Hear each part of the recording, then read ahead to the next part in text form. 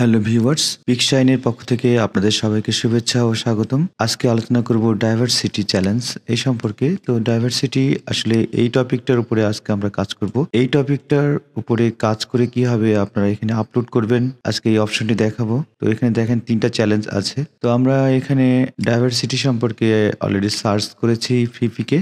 আপনারা দেখতে পাচ্ছেন এখানে বেশ কিছু ইমেজ এখানে আসছে, প্রায় অনেকগুলো ইমেজ। এই ক্যাটাগরি ইমেজ Midjourney 6 দিয়ে আমরা ক্রিয়েট করে দেখবো আসলে এই ক্যাটাগরি ইমেজ আমরা তৈরি করতে পারি কিনা। তো আমরা এখানে একটি ইমেজ আগে সিলেক্ট করব। তো এর ভিতর থেকে আমার কাছে ভালো লাগছে, আমি এই ইমেজটি সিলেক্ট করছি।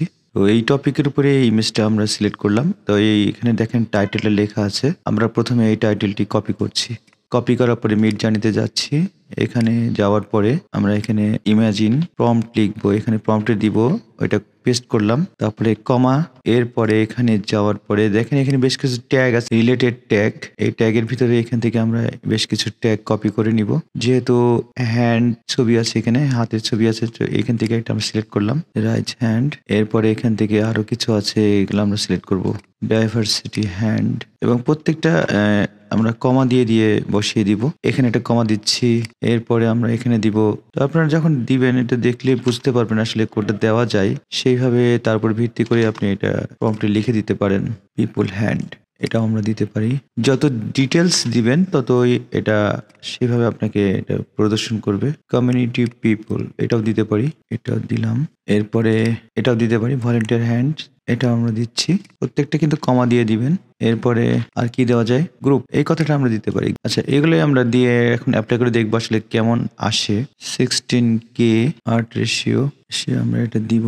যেহেতু ছবিটা দেখেন এটা যথেষ্ট ওয়াইড, তো সেক্ষেত্রে আমরা এটা দিতে পারি। এখানে দেখেন কিছু রেশিও আছে, এগুলা আমরা দেখে ঠিক এইভাবে অ্যাপ্লাই করতে পারি। 7:4 আছে, 3:2 আছে। দেখেন এটা কিন্তু যথেষ্ট চওড়া, এটা 7:4 আমরা দিতে পারি। 7:4 দিয়ে আমরা এন্টার দিচ্ছি, দেখি রেজাল্টটা কি আসে। তো দেখতে পাচ্ছেন প্রম্পট লেখার পরে আসলে রেজাল্টটা কেমন আসছে। আপনারা এখানে দেখতে পাচ্ছেন চারটা ছবি। তো এর ভিতরে কোনোটাই আসলে নেওয়ার মতো হয়নি, যা কেন, এখানে ব্যাকগ্রাউন্ড আমরা চেয়েছি হোয়াইট। এরপর দেখার পরে এটা আমরা নতুন করে আবার প্রম্পটটা লিখেছি।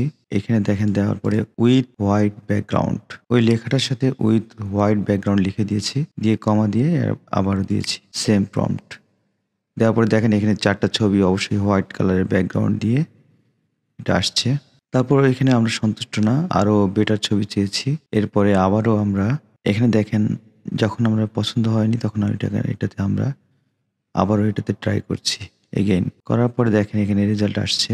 এখানে একটি সমস্যা আছে, দেখতে পাচ্ছেন এখানে দেখেন 5টা আঙ্গুল, 5টা সব ঠিক আছে, বাট এখানে দেখেন আঙ্গুল বেশি, 6টা আঙ্গুল দেখাচ্ছে। এটাকেই আমরা আবার ট্রাই করব। তাহলে এই ছবিটা কোথা থেকে নিয়েছি, এই ছবিটা আমরা নিয়েছি এটা থেকে। তো U4 এর ভেরিয়েশন চাচ্ছি আমরা, সেক্ষেত্রে V4 এ ক্লিক করব।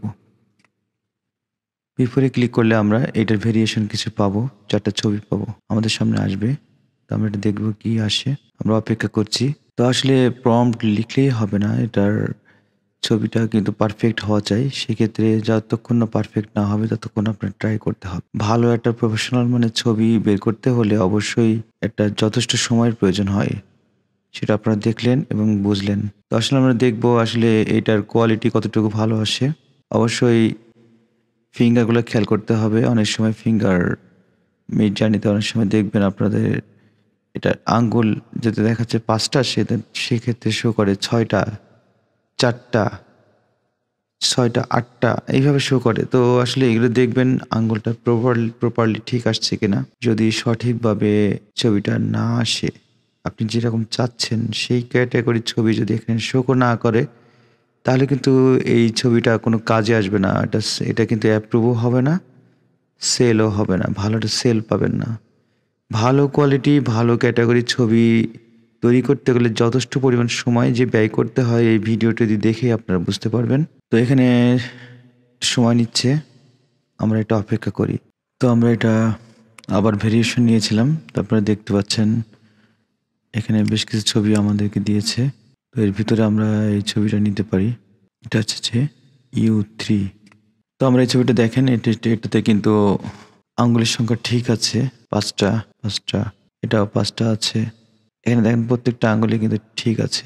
এই ছবিটা আমরা এখন ওপেন ব্রাউজারে নিয়ে এসে সেভ করব, ফটোশপে নিয়ে যাব, ফটোশপে নিয়ে গিয়ে এটা এডিট করব, এটা কালারটা ঠিক করব। আমরা কিন্তু এটা হিউ সিচুয়েশন চেঞ্জ করে এটাকে প্রত্যেকটারই কালার চেঞ্জ করতে পারি। তো আমরা এটা করব না, আমরা এখানে এটা কালারটা একটু আপগ্রেড করব।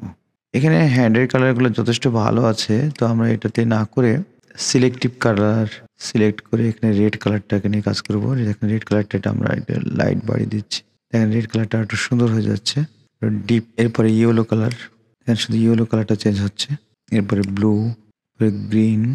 তো এইভাবে আমরা একটার পর একটা কালারগুলো চেঞ্জ করে দিতে পারি। সব শেষে এখান থেকে এই টুলের মাধ্যমে এই একটু লাইট করে দিতে পারি। তো আমরা এগুলো করলাম।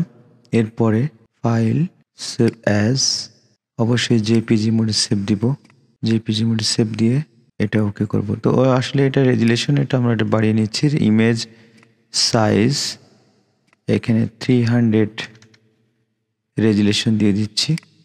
এরপরে আবারও file save as JPG replaced 5 MBps। হ্যাঁ, এটা হয়ে গেছে। এখন এটা যেটা পিএনজি এটা আমরা ডিলিট করে দিচ্ছি, এই জেপিজিটা রেখে দিলাম। আমরা ভিক্টিজিতে যাচ্ছি, ভিক্টিজিতে যাওয়ার পরে এখানে দেখেন আপলোড বাটন আছে, এখানে ক্লিক করে এই ফাইলটা আমরা আপলোড করে দিচ্ছি। জি, দেখতে পাচ্ছেন আপনারা এই ফাইলটি আপলোড হয়ে গেছে। ফাইলটা দেখেন টিক চিহ্ন দেখাচ্ছে। দেন অ্যাড ডাটাতে ক্লিক করে আমরা এই ছবিটাতে আমরা এটা প্রো মোডে সিলেক্ট করে দিয়ে এখানে ফটো থাকবে, AI generate Midjourney title keyword দিয়ে সাবমিট করে দেব। তো এটা এইটুকু আপনারা বুঝতে পারছেন। তো আজকে এই পর্যন্তই। সামনে আরো সুন্দর সুন্দর নতুন নতুন ভিডিও নিয়ে হাজির হব। সেই পর্যন্ত ভালো থাকুন, সুস্থ থাকুন। আল্লাহ হাফেজ।